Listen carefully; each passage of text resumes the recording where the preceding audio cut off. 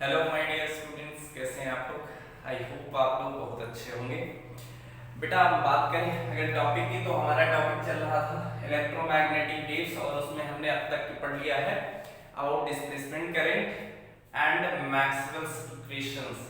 हमने चार इक्वेशंस पढ़ी थी।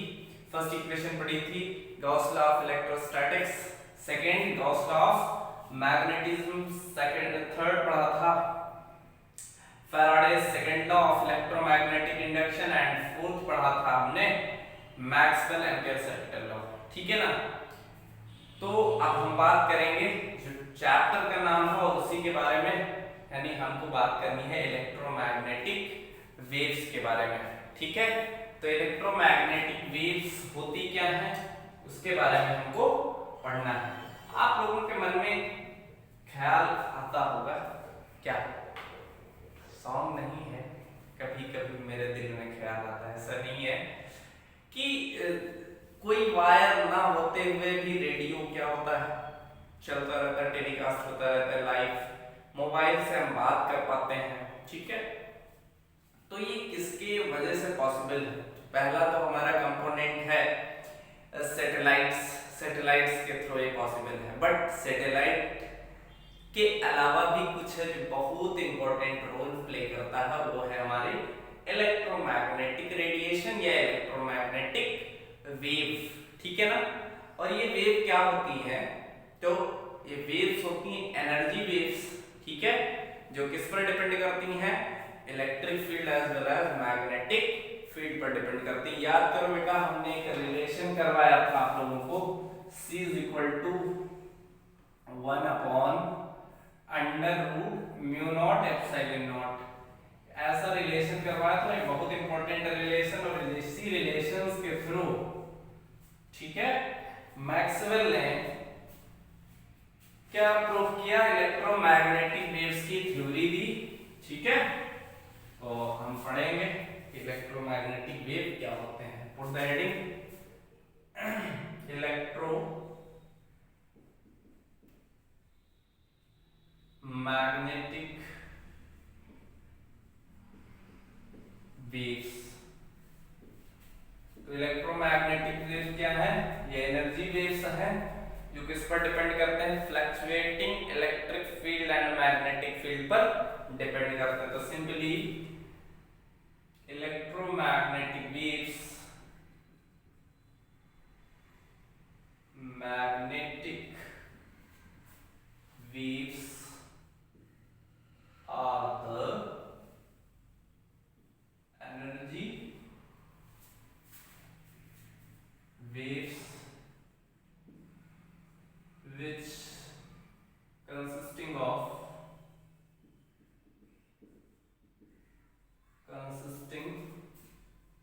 of fluctuating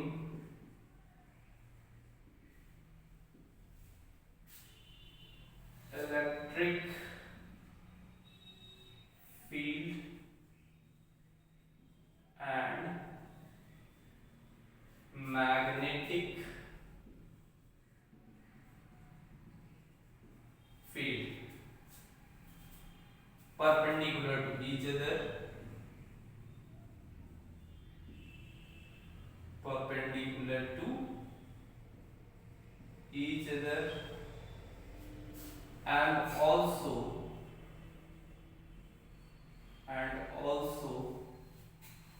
perpendicular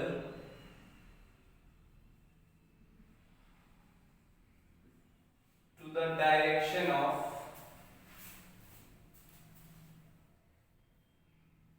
and also perpendicular to the direction of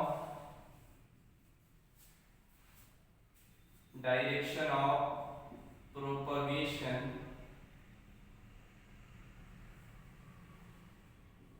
of the wave। यानी जो इलेक्ट्रिक फील्ड और मैग्नेटिक फील्ड की डायरेक्शन होगी वो क्या होगी, जिस डायरेक्शन में प्रोपगेट हो रही होगी उसके भी क्या होगा, परपेंडिकुलर होगा। ठीक है। अब बात करेंगे कि इसकी डायरेक्शन ऑफ प्रोपगेशन की बात करेंगे तो कैसे होगी। अगर ये डायरेक्शन है इलेक्ट्रिक फील्ड की, ठीक है, तो ये डायरेक्शन होगी मैग्नेटिक फील्ड की, क्योंकि दोनों ने कहा, हमने क्या कहा, परपेंडिकुलर टू ईच अदर होंगे electric field and magnetic field. तो इनकी डायरेक्शन ऑफ प्रोपगेशन क्या होगी, ये हो जाएगी, यानी ये इलेक्ट्रिक फील्ड, ये मैग्नेटिक फील्ड, और ये क्या हो जाएगी, हमारी डायरेक्शन ऑफ प्रोपगेशन हो जाएगी। ठीक है, अगर हम इसको डायग्राम से समझना चाहें तो समझ सकते हैं। आगे लिख लेंगे, these waves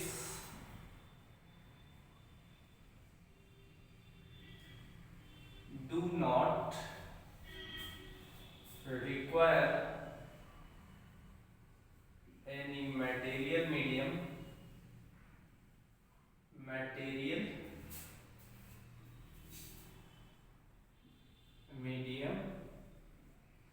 to propagate,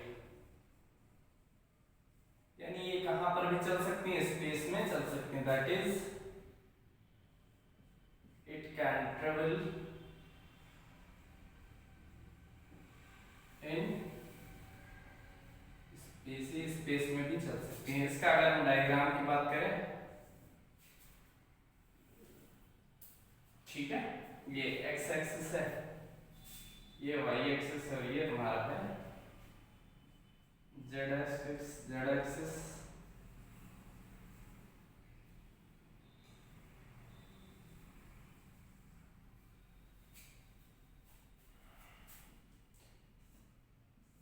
अगर ये तुम्हारी इलेक्ट्रिक फील्ड की डायरेक्शन शो कर रही है, ये वेक्टर ई है, तो दूसरा जो होगा कंपोनेंट,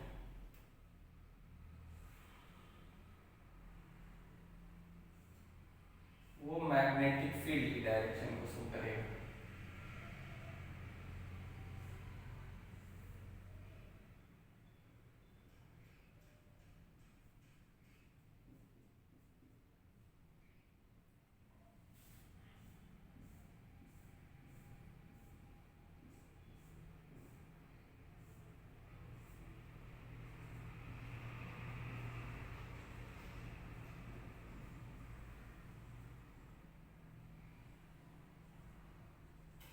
अल्टरनेटली चेंज होते हैं, तो ये ई है तो ये अब बी हो जाएगा, और ये हो जाएगा ई।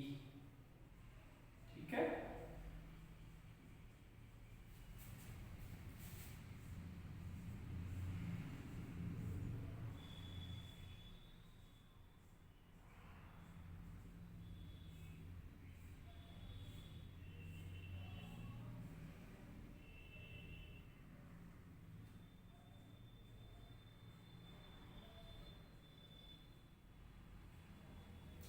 ये ठीक है, ये तुम्हारा ई और ये बी इसी तरीके से चेंज होते रहते हैं।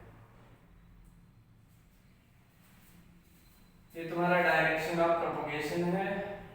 ठीक है, इसको बना दीजिए जल्दी से, फटाफट से डायग्राम।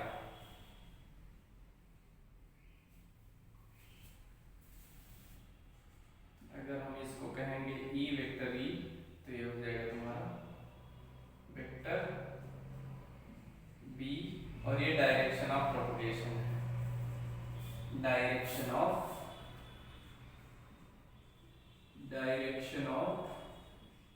प्रोपगेशन।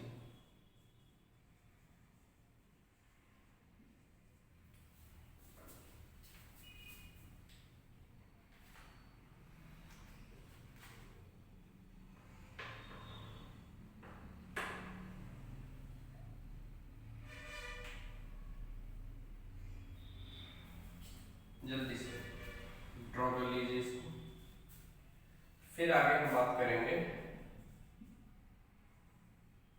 इसकी कैरेक्टरिस्टिक्स की। फटाफट से नोट कर लीजिए।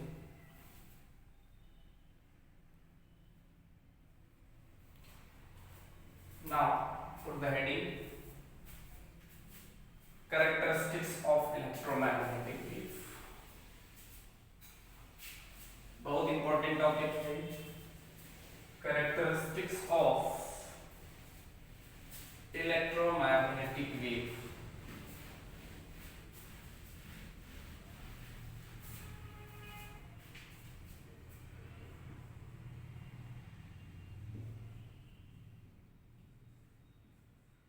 characteristics of electromagnetic waves। क्या कैरेक्टरिस्टिक्स हैं इनके बारे में जानेंगे। तो पहला तो प्रॉपर्टी यही है, इसको चलने के लिए हमें किसी मटेरियल मीडियम की रिक्वायरमेंट नहीं होती है। तो फर्स्ट पॉइंट लिख लीजिए, it do not require any material medium. तो इट डू नॉट या EM waves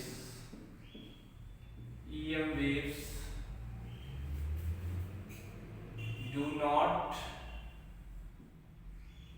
require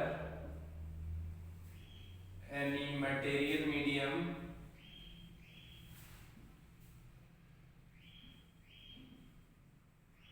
to propagate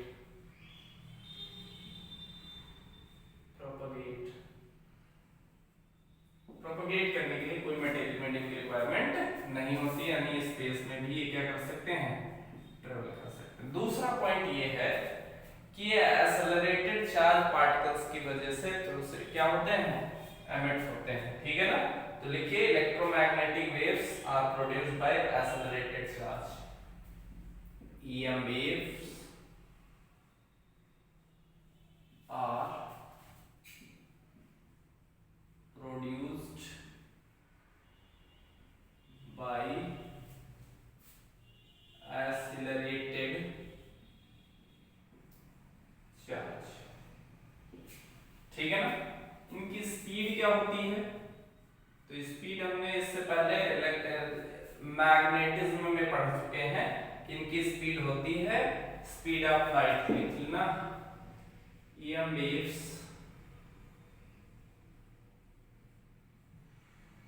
travels with the speed of light, यानी 3 × 10⁸ मीटर पर सेकेंड। बाय रिलेशन C = हमें पता है रिलेशन होता है इलेक्ट्रिक फील्ड और मैग्नेटिक फील्ड का। ठीक है, तो ये फोर्थ ये होता है कि इनका कोई डिफ्लेक्शन नहीं होता, मतलब इलेक्ट्रिक फील्ड और मैग्नेटिक फील्ड में कोई डिफ्लेक्शन नहीं होता है। ठीक है ना, विदाउट डिफ्लेक्शन ये पास हो जाती हैं। ठीक है, तो लिख लेना, these waves EM waves shows they do not deflect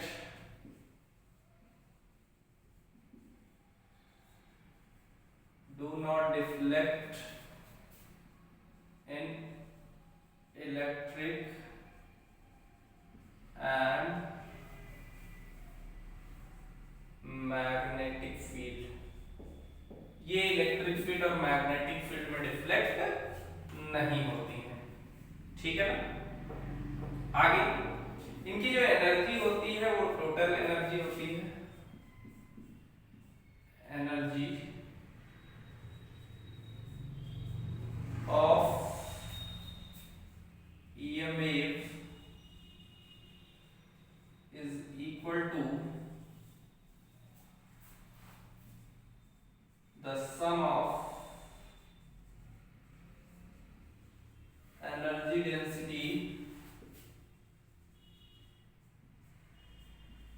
of, किसके सम के इक्विवेलेंट होता है, energy density of electric field, electric and magnetic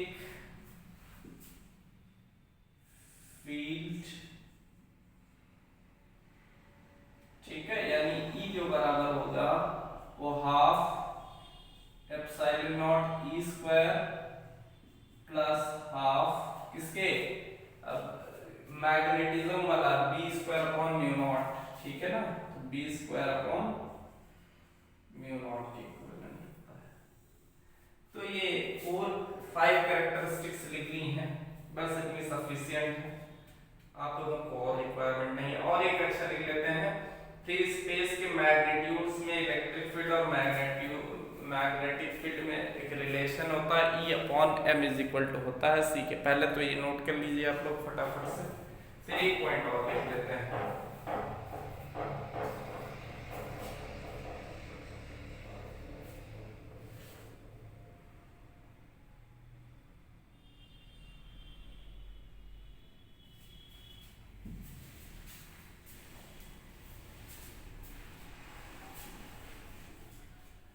point लिख लीजिए, in free space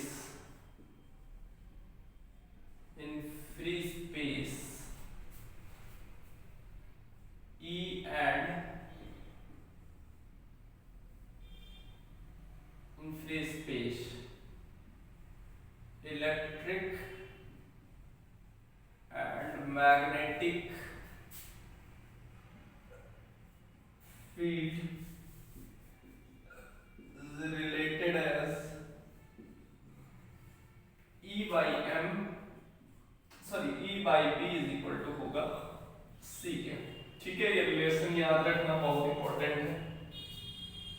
E upon B की वैल्यू क्या होगी, C के इक्विवेलेंट होगी।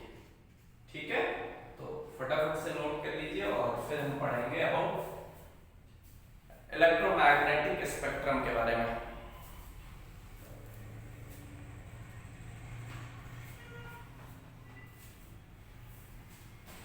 Put the heading electromagnetic spectrum.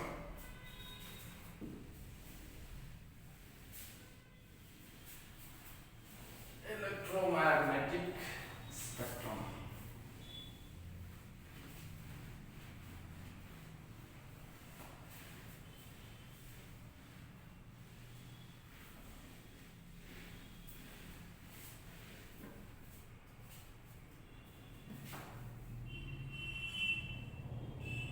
Electromagnetic spectrum क्या होता है? इलेक्ट्रोमैग्नेटिक स्पेक्ट्रम, जो इलेक्ट्रोमैग्नेटिक वेव्स हैं वो डिफरेंट रेंजेस में पाई जाती हैं। ठीक है ना, यानी इनकी रेंजेस क्या होती हैं, डिफरेंट होती हैं। फ्रीक्वेंसी की रेंज करें या वेवलेंथ की रेंज करें, कि जैसे हमारी रेडियो वेव्स होती हैं इनकी रेंज अलग होती है। एक्स रेज जो हम लोग करवाते हैं अपनी बॉडी की एक्सरे चेकअप करवाते हैं, ठीक है, तो वो भी हमारी इलेक्ट्रोमैग्नेटिक वेव है। ठीक है, और उसकी रेंज कुछ डेफिनेट अलग होती है। इसके अलावा विजिबल लाइट जो हमें दिखती है, दिखाई देती है ना, रेड येलो, ये भी तो तुम्हारे स्पेक्ट्रम है। ठीक है, तो इनकी भी क्या है, रेंज है। तो अगर इलेक्ट्रोमैग्नेटिक वेव्स को हम एक ऑर्डर में, इंक्रीजिंग ऑर्डर या डिक्रीजिंग ऑर्डर में अरेंज करें, या तो वेवलेंथ के बेसिस पे या फ्रीक्वेंसी के बेसिस पे, तो उसी ऑर्डर को ही हम क्या बोलते हैं, इलेक्ट्रोमैग्नेटिक स्पेक्ट्रम बोलते हैं। ठीक है ना, तो simply the orderly arrangement of EM waves, the orderly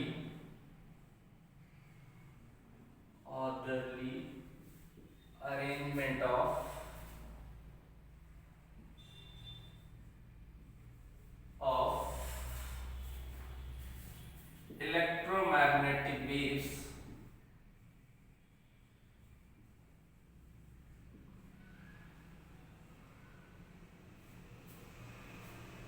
electromagnetic waves in increasing order of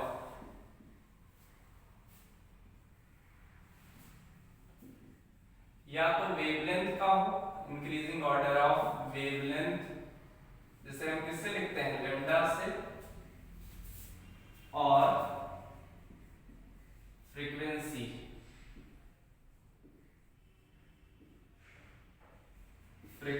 इसको हम न्यू से लिखते हैं। ठीक है ना, frequency is called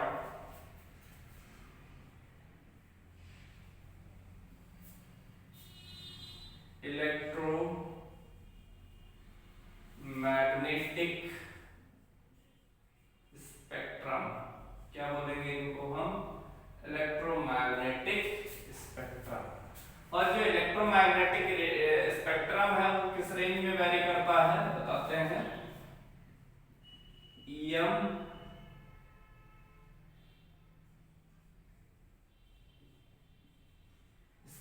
spectrum varies from the range 10 की power minus 14 to 10 to the power plus का 4, यानी 10 की पावर माइनस 14 से 10 की पावर 4 जो वेवलेंथ रेंज है, इस रेंज में क्या होता है, फैला हुआ है। ठीक है, ये वेवलेंथ रेंज है। तो ये हो जाएगा हमारा इलेक्ट्रोमैग्नेटिक स्पेक्ट्रम। ठीक है, एक ट्रिक बता रहे हैं, इसको हम याद रखेंगे। Trick, increasing order of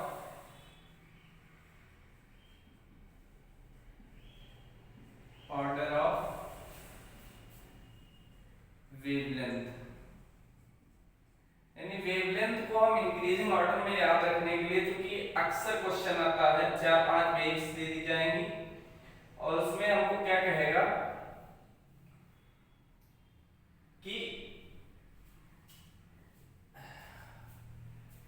wavelength की इंक्रीजिंग ऑर्डर में या डिक्रीजिंग ऑर्डर में रखिए, या फ्रीक्वेंसी की इंक्रीजिंग या डिक्रीजिंग ऑर्डर में रखिए। तो याद रखना, वेवलेंथ फ्रीक्वेंसी का अपोजिट होता है। ठीक है, मतलब वेवलेंथ डिक्रीज होगी तो फ्रीक्वेंसी इंक्रीज होगी। क्लियर है? तो एक चीज याद है, दूसरा हमें अपने आप ही याद हो जाएगा। ट्रिक होता है, याद रखना,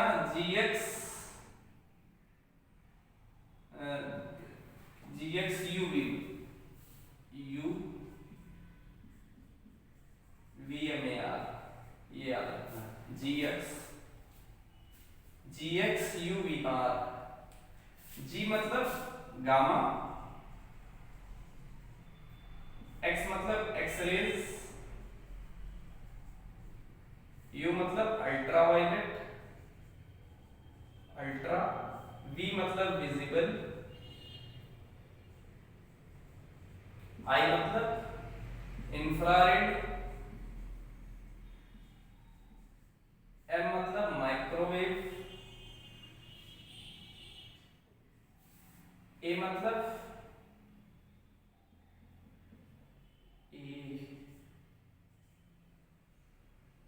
BMR होगा, केवल नॉट की, ये हो जाएगा रेडियो वेव। ठीक है ना? तो ये तुम्हारा हो जाएगा इंक्रीजिंग ऑर्डर। ठीक है ना, याद रखना, GXU VMR होगा, GXU VMR, ये याद रखना। सारी कंडीशंस, मतलब कोई प्रॉब्लम नहीं होगी। अब अगर हम फ्रीक्वेंसी का डिक्रीजिंग ऑर्डर बोले तो ये हो जाएगा, ठीक है, और इंक्रीजिंग ऑर्डर ये हो जाएगा फ्रीक्वेंसी का। तो इसको अच्छे से याद रखना। अब हम एक डायग्राम बनाएंगे और उसी के बेसिस पर इसको अच्छे से डिफाइन करेंगे।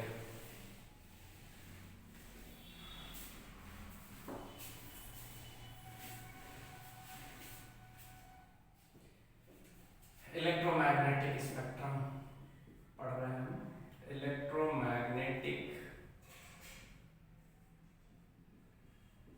स्पेक्ट्रम।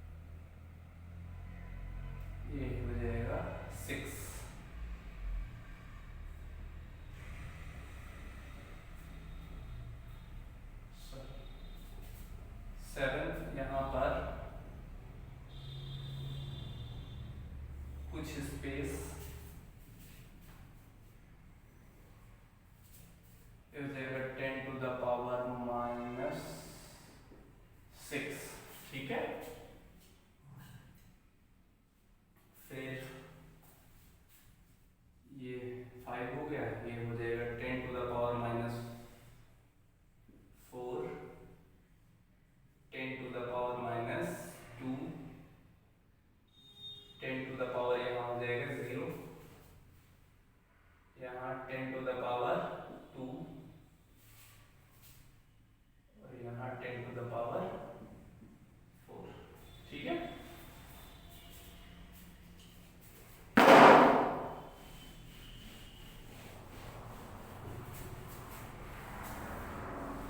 इसको हम यहाँ पर लिख लेते हैं gx u v बार।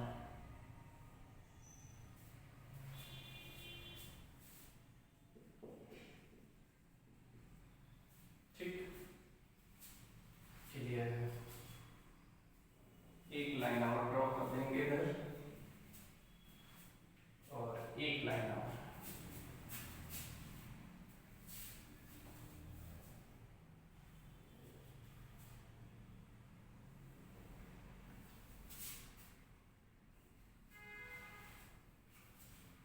अब ये गामा रेज की जो कंडीशन है वो 10 की पावर -10 तक की है लगभग में।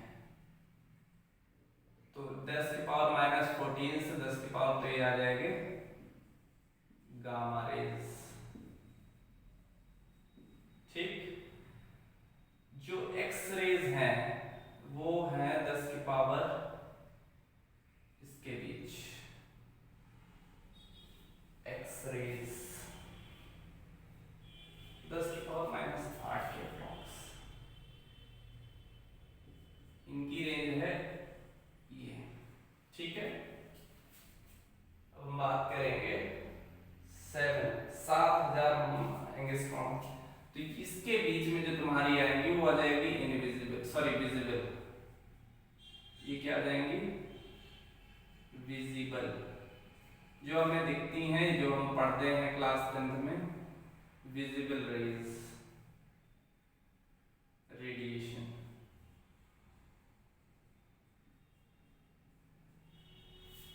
ठीक है ना। फिर आगे हम बात करेंगे, तो यहां पर 10 की पावर माइनस यहां तक की समझ लीजिए, यहां पर आएगा इंफ्रारेड,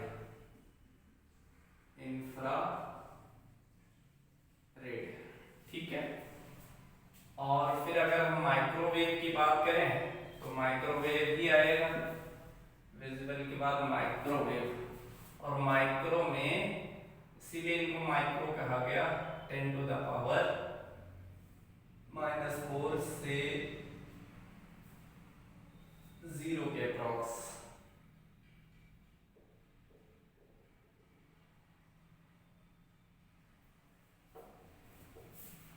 इसके अप्रॉक्स ये हो जाएंगी माइक्रोवेव्स।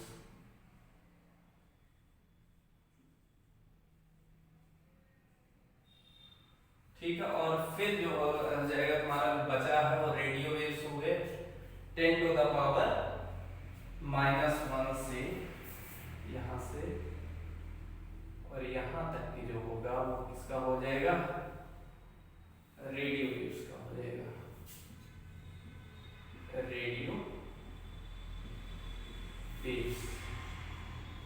और इन्हीं के बारे में हमको आगे डिस्कस करना है। ठीक है, इन्हीं के बारे में हमको क्या करना है? डिस्कस करना है।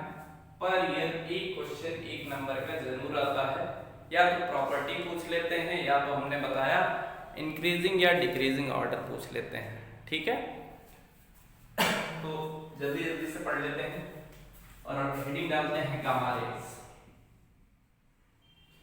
Put the heading gamma rays. तो गामा रेज की वेवलेंथ रेंज क्या है? Wavelength range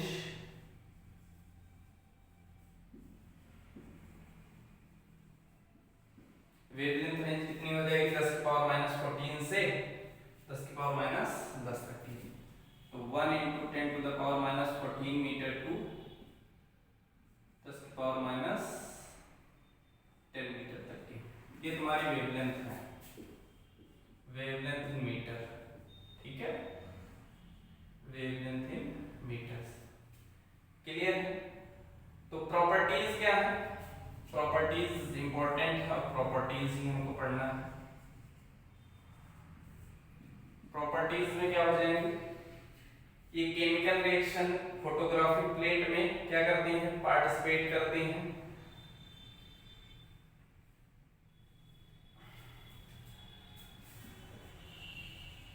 chemical reactions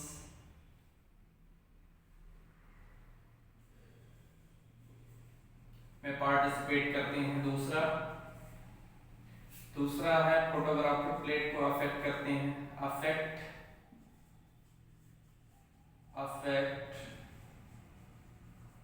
photographic plate. Third, diffraction show करती हैं। डिफ्रैक्शन हम आगे पढ़ेंगे। Diffraction. Fourth, harmful for human body. Human body के लिए क्या करते हैं, बहुत हार्मफुल होती है। तो ये इनकी प्रॉपर्टीज है, ठीक है।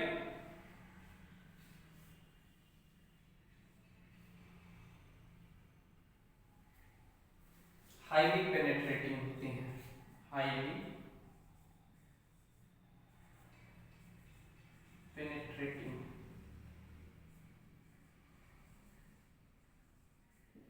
आज के लिए इतना ही रखते हैं। नेक्स्ट क्लास में हम डिस्कस करेंगे इनकी प्रॉपर्टीज के बारे में। आप लोग भी, ये तो आप लोगों का होमवर्क हो सकता है, तो ऐसा करते हैं कि आप लोग इसको अच्छे से इनकी सारी प्रॉपर्टीज एक एक करके याद करिएगा और इनके यूजेस भी लिख लीजिएगा, ठीक है। तो और ट्रिक हमने बता दी है। Increasing order of wavelength, GX, UV मार, gamma, x ray, ultraviolet, visible, infrared, microwave and radio waves, ठीक है। तो इसको अच्छे से आप लोग प्रिपेयर कर लीजिएगा और ये सारी प्रॉपर्टीज जो है गामा की है, उसके बाद एक्सरे की है, विजिबल की है, तो ये आप लोग अच्छे से कर लीजिएगा। ये आप लोगों का होमवर्क है। फिर नेक्स्ट क्लास में हम जो भी स्टार्ट करेंगे, तब हम स्टार्ट करेंगे अबाउट रे ऑप्टिक्स का, ठीक है।